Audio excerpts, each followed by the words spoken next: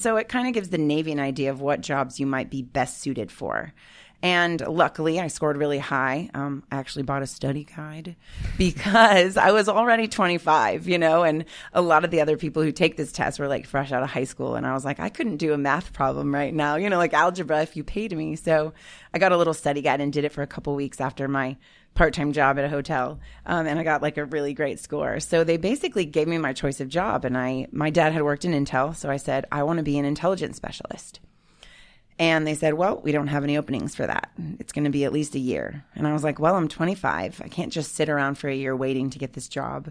So what else do you got, So they gave me literally a binder, like a 3-ring binder full of these laminated sheets that just gave you a job description. It said where you would go, what the training would be like, and like what your life would be like, which of course is a very, very glossy sort of presentation of the future life you're going to have, which is very different from those descriptions in reality.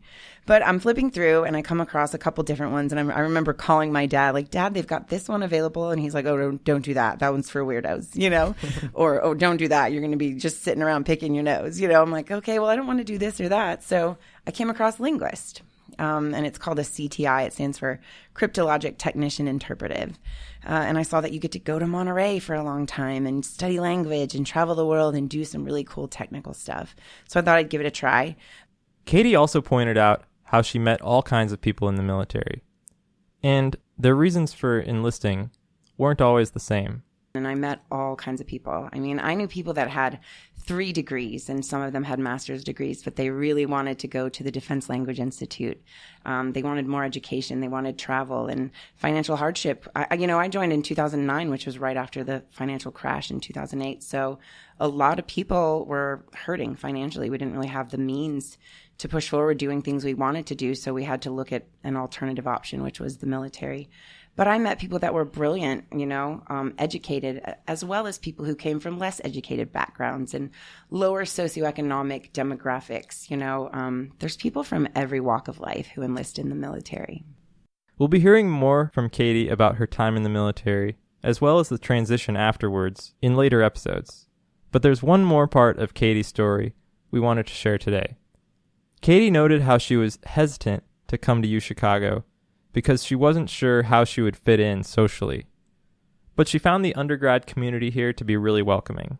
When I was about to start on the campus, right, I was coming to the University of Chicago as an incoming first year, it was very scary. I'm 35 years old. I just spent 10 years of my life in the Navy. And like we said before, there can be a bit of a disconnect between you and the civilian sector because they just don't always know what you've been through. And it's not their fault, it's just there's a divide there. So I was really scared that I wouldn't be accepted. I was really scared that these young people who are some of the brightest people I've ever met, like highly intelligent, it's amazing. I was really intimidated that they wouldn't accept me as peers, that I would be sort of like a social outcast. I was really wrong, luckily. I did a pre-orientation program called Campus Crew where I got to be part of a team with like 16 other incoming students. And we had a couple of fourth years, they're finishing up here at UChicago, kind of as our crew captains.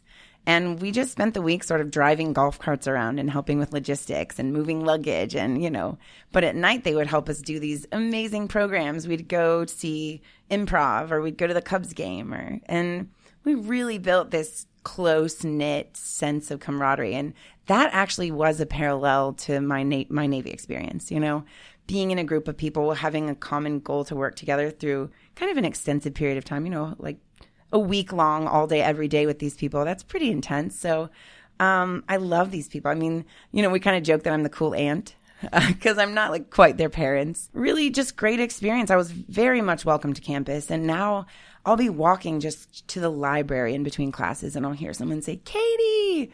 And, I'll turn around and there's like one of these kids and they're like introducing me to their friends and they come up and hug me. And it's just a really incredible experience to feel welcomed here. One of the undergrads we talked to on campus had actually heard of this group that was part of her incoming freshman class. What kind of people do you think join the military? Well, at first I used to think it was people who just wanted to serve their country. They were like extra patriotic, or they weren't that good at school. But then there were some people who joined, the 10, I think it's 10 veterans that are in the class of 2023. One of them was in the PREO, and he just joined to serve his country.